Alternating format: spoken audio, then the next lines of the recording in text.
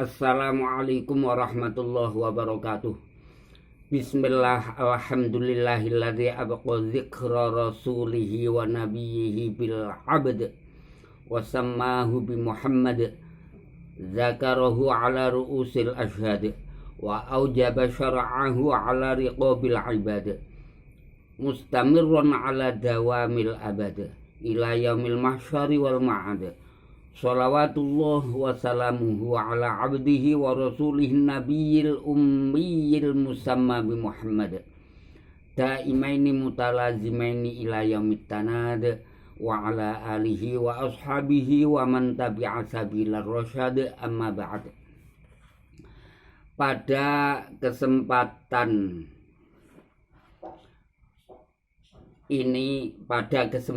ini saya ingin menanggapi pidatonya salah seorang profesor. Mohon maaf tidak saya sebut namanya karena saya takut menyakiti hatinya. Lah, kalau sampai menyakiti hatinya, maka kelihatannya kita saat ini ngaji mubahasah tafaqquh fiddin kalau menyakiti hati orang lain tidak jadi ibadah, malah menjadi maksiat karena menyinggung hati, menyinggung nama seseorang sehingga menyakiti hatinya. Itu disebut ghibah. Kalau salah buhtan, ghibah buhtan termasuk fitnah. Wal fitnatu asyaddu minal qatl. Untuk itu saya tidak ingin menyakiti hati siapapun. Adapun cuplikan pidatonya profesor kurang lebih demikian. Rasulullah Muhammad sallallahu alaihi wasallam atau Kanjeng Nabi waktu usia 25 tahun dinikahkan dengan seorang janda tua berusia 40 tahun. Itu seusia ibunya ya. Itu namanya berondong ya. Berondong itu orang tua seusia ibunya berumur 40 tahun nikah dengan orang seusia anaknya berumur 25 tahun. Mendengar kalimat itu saya ingin menjawab karena pidato itu tersebar luas di masyarakat, khususnya di dunia maya. Mari kita pelajari. Berondong itu memang orang yang usianya lebih muda, terpaut jauh dengan orang tua seusia ibunya. Akan tetapi kalimat berondong layakkah untuk Rasulullah Muhammad sallallahu alaihi wasallam saat nikah dengan Sayyidah Khadijah? Mari kita pelajari. Sekali lagi, ucapan berondong layakkah untuk Rasulullah? Kita teliti. Ucapan berondong itu biasa digunakan kira-kira orang terdidik atau digunakan anak-anak gaul. Maka setelah saya mengamati, kalimat berondong itu ucapan yang sering digunakan anak-anak gaul yang notabene kurang pendidikan. Karena kurang pendidikan, mohon maaf, akhirnya ya moralnya kurang. Coba kamu rasakan, sekalipun seorang profesor, kalau bertingkah, kalau ucapannya seperti orang yang tidak terdidik, kira-kira akhlaknya, moralnya mencerminkan seorang ulama atau anak gaul atau anak yang kurang pendidikan atau istilahnya tidak mempunyai etika atau moral. Makanya ulama-ulama atau kiai-kiai pondok pesantren sangat menganjurkan, sangat mendidik santri-santrinya agar selalu menjaga muru'ah, agar selalu menjaga etika. Coba kamu bandingkan berondong. Dalam Al-Quran ada lafal ro'ina, ada lafal unzurna. Kita pelajari unzurna ay unzur ilaina, yang dimaksud ay innal muallim idza nazara ilal muta'allim kana itya nuhulil kalam ala na'atil afham aqwa. Kalau seorang guru memperhatikan muridnya, perhatian guru terhadap muridnya itu lebih mempermudah terhadap muridnya untuk memahami pelajaran yang disampaikan gurunya. Itu lebih mudah. Pemahaman unzurna. Sekarang pemahaman ro'ina. Pada saat itu kanal muslimun yaquluna li Rasulillah. Ashabur Rasul sering matur sama Rasulullah, ai ta'anni bina hatta nafhama minal ilmi, hatta nafhama kalamak. Ai ta'anni bina hatta nafhama kalamak. Ya Rasulullah, perhatikan kami sehingga kami mudah memahami dawuh panjenengan.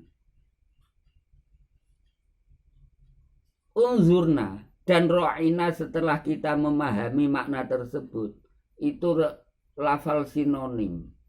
Akan tetapi mari kita pelajari sejarahnya. Wal Yahud yatasabuna bi ro'ina. Orang Yahudi ketika menghardik orang lain itu menggunakan ro'ina. La ro'ina yang sering digunakan orang Yahudi untuk menghardik orang lain itu bahasa Ibrani, kalimah Ibroniyah. Suatu saat sami'al Yahudul mu'minin yaquluna ro'ina. Suatu saat orang Yahudi mendengar orang-orang mukmin ketika matur pada Rasulullah dengan kalimat ro'ina. Setelah mendengar ya yadhakuna, orang Yahudi menertawakan. Karena apa? Karena ro'ina digunakan orang Yahudi sebagai kalimat untuk menghardik orang lain. Lah, sahabat kok menghardik nabinya, makanya jadi bahan tertawaan. Karena menjadi bahan tertawaan, fanahallahul mu'minin, Allah melarang orang mukmin, melarang anisti'mali lafzi ro'ina, menggunakan lafal ro'ina. Tujuannya apa? Li'alla yajidal yahudu bisti'mali ro'ina sabilan ila syatmi Rasulillah, agar supaya orang Yahudi tidak mendapatkan celah untuk menertawakan Rasulullah dan sahabatnya. Allah melarang menggunakan lafal ro'ina sebagaimana ayat ya ayyuhalladzina amanu la taqulu ro'ina, tapi waqulun zurna wasma'u. Sehingga lafal ro'ina ini kalimah yang mansuh, sedangkan nasihnya lafal unzurna. Ro'ina sudah diganti dengan unzurna. Surat Al-Baqarah ayat 104. Jadi lafal ro'ina dilarang Allah karena bisa menjadi bahan tertawaan orang Yahudi. Kemudian kalimat berondong kira-kira menguntungkan atau memuji Rasulullah atau menjadikan bahan tertawaan. Itu yang perlu kamu cermati, Prof. Coba kamu pelajari juga lafal al-abtar dari lafal inna syani'aka huwal abtar. Orang yang benci dengan kamu itulah al-abtar. Lafal abtar itu mungkotiul iqob, ai la ibna lahu, orang yang tidak mempunyai anak laki-laki. Anak laki-laki yang diharapkan yaqumu maqomahu ba'dahu, yang bisa meneruskan perjuangannya.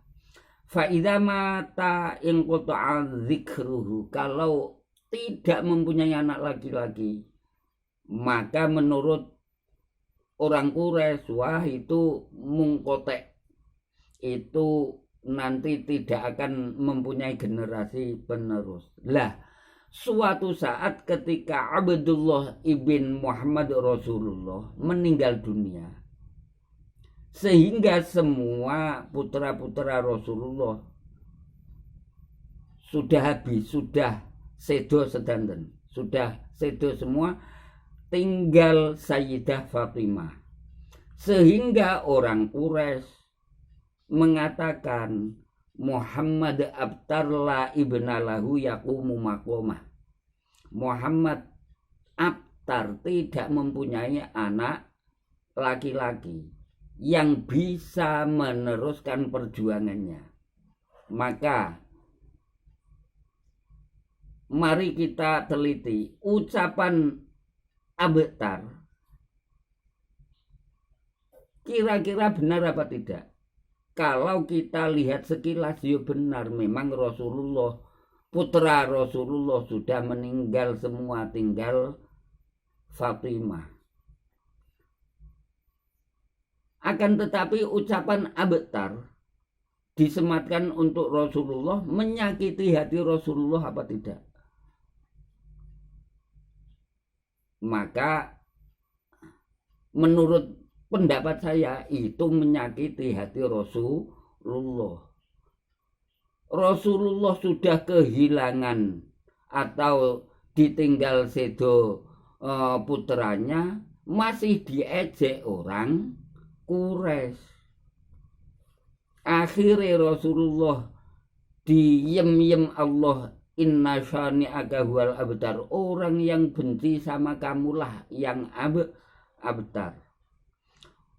Kemudian kita pelajari ucapan berondong, benar apa tidak? Kalau kita lihat sekilas, ya benar, Rasulullah nikah dengan Sayyidah Khadijah, memang terpaut 15 tahun. Akan tetapi kalimat berondong sopan enggak? Menurut pendapat saya tidak sopan, karena kalimat itu kalimat yang sering digunakan anak gaul yang notabene tidak berpendidikan, yang notabene kurang bermoral. Ini mohon maaf ya untuk anak-anak gaul, saya tidak bermaksud nyinggung jenengan. Sehingga kalimat berondong menyakiti hati Rasulullah apa tidak? Menurut pendapat saya, ya menyakiti. Mari kita pelajari lagi. Orang yang mengatakan Rasulullah nikah dengan Sayyidah Khadijah dengan sebutan berondong, saya tanya sekali lagi, sopan apa tidak? Apalagi yang mengatakan orang yang terdidik, bahkan bergelar profesor, lawong yang mengatakan Muhammad abtar la ibna lahu, itu orang jahiliyah, orang ummi, Huwallazi ba'atsa fil ummiyina rasula. Orang jahiliyah mengatakan, orang bodoh mengatakan Muhammad abtar. Itu saja dianggap tidak sopan, menyakiti hati Rasulullah. Apalagi kalau yang mengatakan orang yang terdidik. Apalagi bergelar profesor. Untuk itu saya mohon pada profesor, jagalah muruah Prof. Kira-kira antum menginginkan mendidik masyarakat kembali ke jahiliyah atau menginginkan mendidik masyarakat mengikuti jejak Rasulullah yang uswatun hasanah? Sekali lagi saya mohon Prof, Anda sopan, kami segan. Guru kencing berdiri, murid kencing sambil berlari. Kira-kira ente pingin masyarakat mempunyai moral yang tidak sopan dengan Rasulullah? Apa itu yang kamu inginkan, Prof? Ingat, hati-hati. Coba kamu pertimbangkan, innama yuridullahu liyuzhiba ankum rijsa ahlal bait wa yutahhirakum tathira. Allah saja menginginkan wa yutahhirakum tathira. Coba kamu pelajari, an-nabiyyu aula bil mu'minina min anfusihim wa azwajuhu ummahatuhum. Azwajur rasul itu ummahatul mukminin. Ente ngaku mukmin apa tidak, Bro? Kalau ente ngaku mukmin berarti Khadijah ummuka. Kalau Khadijah ummuka, layakkah kamu mengatakan ibu mendapatkan bapak brondong? Layak enggak ibumu kau katakan brondong? Berpikirlah. Rasulullah, laqad kana lakum fi rasulillahi uswatun hasanah liman kana yarjullaha wal yaumal akhir. Kamu seorang terdidik bergelar profesor. Kira-kira kalimatmu brondong untuk Khadijah dan Rasulullah. Itu mendidik masyarakat dengan akhlakul karimah atau mendidik masyarakat sehingga tidak bermoral? Ingat, kalau kamu mengatakan itu mendidik masyarakat bermoral, maka saya menanyakan, saya mempertanyakan, layakkah kamu bergelar profesor? Seharusnya kamu lebih memberi contoh, meniru Rasulullah sebagai uswah hasanah. Gitu ya Prof ya. Jangan kau ulangi lagi. Saya mohon sekali lagi, jangan kamu ulangi lagi. Karena apa? Walladzina yu'zuna Rasulullah lahum azabun alim. Orang yang menyakiti hati Rasulullah, lahum azabun alim, mereka mendapatkan siksaan yang pedih.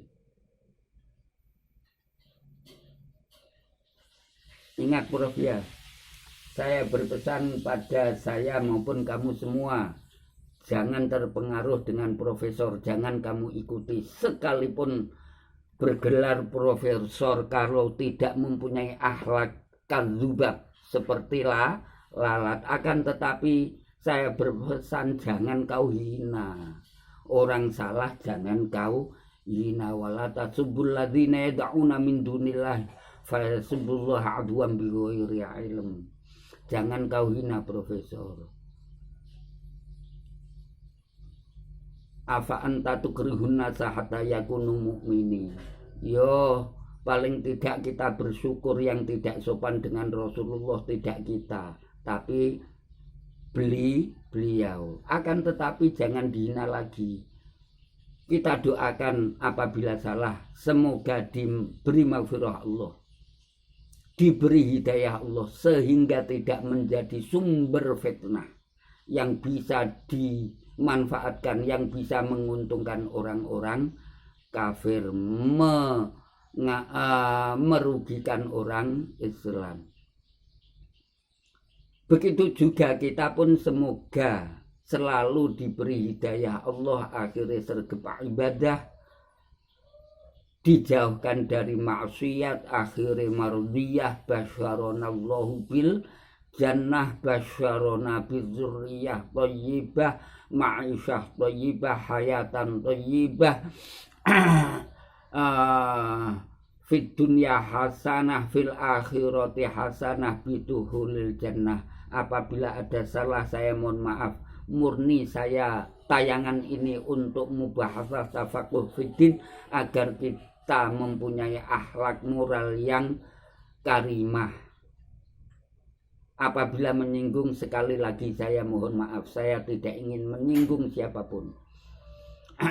Walafu minkum. Assalamualaikum warahmatullahi wabarakatuh.